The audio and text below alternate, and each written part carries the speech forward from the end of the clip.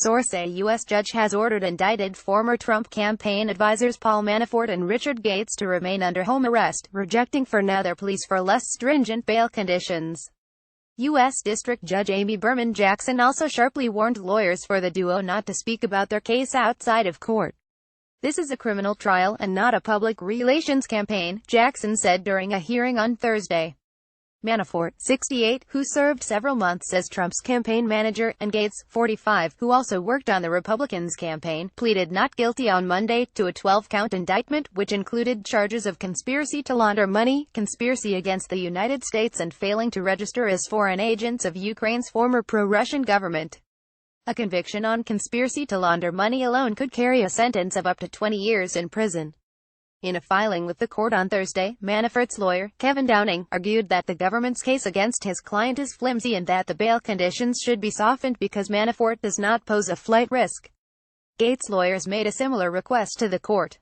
But Jackson said initial bail terms for both men would remain in place for now, and set a bail hearing for Monday to consider changes. Manafort and Gates are under house arrest, under unsecured bonds of $10 million, $14 million, and $5 million, respectively. Prosecutors have argued there is a risk the men would flee.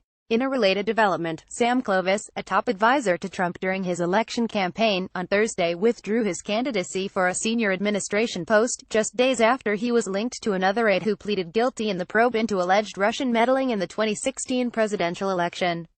In a letter to Trump describing his decision, Clovis made no mention of the Russia controversy, but cited the political climate inside Washington. Trump had nominated Clovis, his campaign's national co-chairman, to a top post as chief scientist at the Department of Agriculture.